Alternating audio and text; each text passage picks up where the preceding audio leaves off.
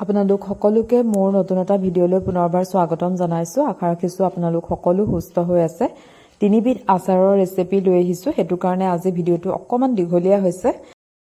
এয়া হৈছে ভোট জলকীয়া আৰু খৰিচাৰ আচাৰ। যেহেতু খৰিচাৰ মই আগতো আচাৰ বনালো, সেইটো কাৰণে কম আছিলে, সেইকাৰণে কম হৈছে আচাৰৰ পৰিমাণটো। আৰু এয়া হৈছে ভোট জলকীয়া আৰু আমৰ আচাৰ।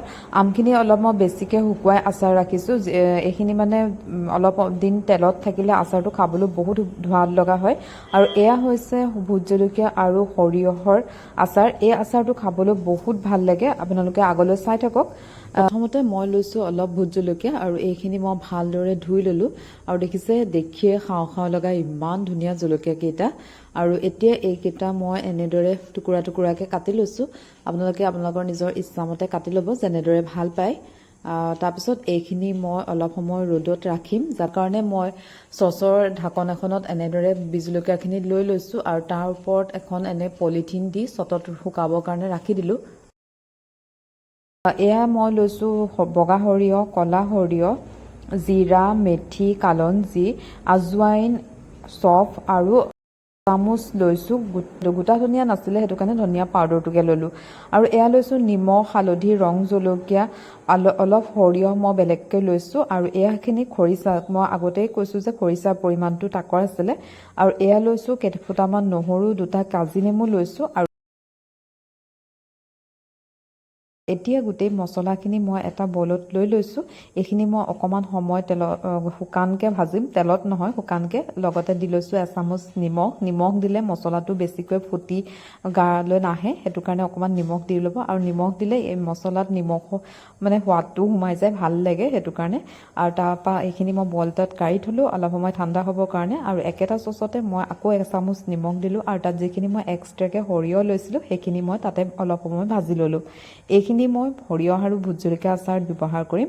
আৰু এইফালে চচটোত মই অকণমান মিঠাতেল দিছোঁ, বহুত বেছি এটা মিঠাতেল নাই দিয়া। আৰু যেতিয়া মিঠাতেলখিনি বহুত বেছি গৰম হৈ গ'ল, তেতিয়া তাতে মই নহৰু কেইফুটা দি ল'লোঁ আৰু গেছটো লগতে বন্ধ কৰি দিম। নহৰু কেইফুটা তেলত দিয়াৰ পিছতে গেছটো এইটো কাৰণে অফ কৰি দিছোঁ, যাতে আমাৰ নহৰুখিনি বেছিকৈ ৰঙা হৈ নাযায়। আচাৰৰ নহৰু যিহেতু, সেইটো কাৰণে বহুত বেছি ৰঙা হ'ব নালাগে, অকণমান ভাজ খালেই হ'ল। আৰু এতিয়া যিখিনি মছলা ভাজি থৈছিলোঁ, সেইখিনি গুড়ি কৰি ল'ম। মছলাখিনি বেছিকৈ এটা গুড়ি নকৰোঁ, অলপ গোটা গোটা হৈ থাকিলে আচাৰত খাবলৈ ভাল লাগে, সেইটো কাৰণে বৰ বেছি এটা গুড়ি কৰি লোৱা নাই। আৰু এতিয়া এইটো মই বল এটাত উলিয়াই লৈছোঁ গোটেই মছলাখিনি। আৰু তাৰপিছত একেটা মিক্সাৰ জাৰতে মই সৰিয়হখিনিও গুড়ি কৰি ল'ম। সৰিয়হখিনিও মই বেছি গুড়ি নকৰোঁ, একেই গোটা গোটাকৈ ৰাখিম। আমাৰ 50% কাম হৈয়ে গ'ল, যিহেতু আচাৰৰ কাৰণে মছলাখিনি প্ৰিপেয়াৰ কৰাটোৱে মেইন কাম। তাৰপিছত আচাৰ থওঁতে বেছি সময়ৰ প্ৰয়োজন নহয়। এতিয়া বলটোত মই যিখিনি জলকীয়া শুকুৱাই লৈছিলোঁ, ভোট জলকীয়া কাটি সৰু সৰুকৈ, আপোনালোকে নিজৰ ইচ্ছামতে কাটি ল'ব, যেনেকৈ কাটিব বিচাৰে। ইয়াৰে আধা মই লৈ লৈছোঁ। আৰু এতিয়া ইয়াতে মই যিখিনি সৰিয়হৰ পেষ্ট বনাই থৈছিলোঁ, সেইখিনি দি দিছোঁ। আৰু লগতে দি লৈছোঁ মই 1 চামুচৰ জোখা কাশ্মীৰী ৰেড চিলি পাউডাৰটো আৰু অকণমান হালধি, লগতে কেইফুটামান নহৰু। আৰু এয়া লৈছোঁ এটা নেমুৰ ৰসখিনি দি ল'ম। এনেদৰে আচাৰ নেমুৰ ৰস দি যদি নাই থোৱা, এবাৰ থৈ খাই চাব। এই আচাৰটো নেমুৰ ৰসটোৱে মানে বহুত সোৱাদ লগা কৰে, গোন্ধটো ইমান ধুনীয়া হয়। যেতিয়া আপুনি আচাৰৰ মানে বটলটো খুলিব নহয়, নেমুৰ গোন্ধ, ভোট জলকীয়াৰ গোন্ধ, বৰ ধুনীয়া এটা গোন্ধ ওলায়। আৰু ইয়াতে দি লৈছোঁ কেঁচা মিঠাতেল। এই আচাৰবিধত গৰম মিঠাতেল, যিটো মানে ভোট জলকীয়া হয় ধৰক, ইমানো খাই পটককৈ শেষ হৈ নাযায়, 2 বছৰ 3 বছৰ আমাৰ আচাৰ থাকি যায়। সেইটো কাৰণে কেঁচা মিঠাতেল দিলে, যিহেতু আমি ৰ'দত বটলটো উলিয়াই থকা হ'ব, এই আচাৰখিনি সিমানেই সোৱাদ লগা হ'ব। আৰু তাৰপিছত যিখিনি মছলা আগত বাটি থৈছিলোঁ, তাৰো 2 চামুচ দি দিলোঁ। আৰু লগতে আধা চামুচ ধনিয়া গুড়িটো দি ল'লোঁ, যিহেতু গোটা ধনিয়া নাছিলে, সেইকাৰণে ধনিয়া পাউডাৰে মই ব্যৱহাৰ কৰিছোঁ।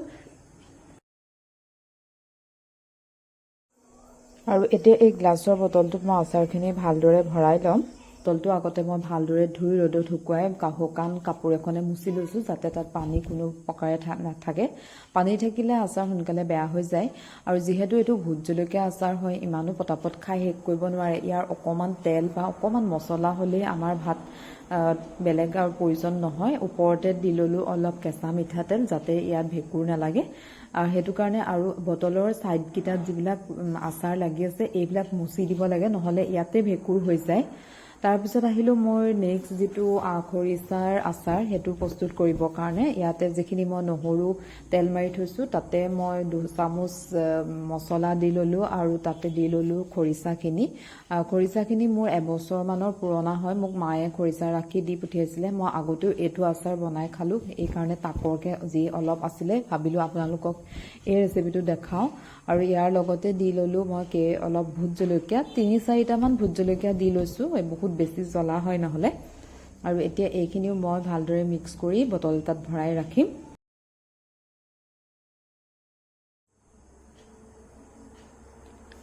মছলা অকণমান তাকৰ হোৱা যেন লাগিলে সেইটো কাৰণে আৰু 1 চামুচ মছলা দি ল'লোঁ যিহেতু যিমান মছলা হ'ব আচাৰ খাবলৈ সিমানেই সোৱাদ লগা হয় আৰু এতিয়া এইখিনি ভালদৰে মিক্স কৰি ল'লোঁ এয়া দেখিছে কি ধুনীয়া হৈছে এইখিনি আপোনালোকে লগালগ খাব পাৰিব মানে এইখিনি ৰ'দত দিয়াৰ প্ৰয়োজন নহয় যিহেতু তেলখিনিও আমি গৰম কৰিয়ে দিছোঁ আৰু খৰিচাখিনি আগতে প্ৰস্তুত হৈয়ে থাকে আমি আচাৰহে থৈছোঁ আৰু এতিয়া এইখিনিও মই বটল এটাত ভৰাই ল'লোঁ আৰু এয়া মোৰ খৰিচা আৰু ভোট জলকীয়া আচাৰো ৰেডি হৈ গ'ল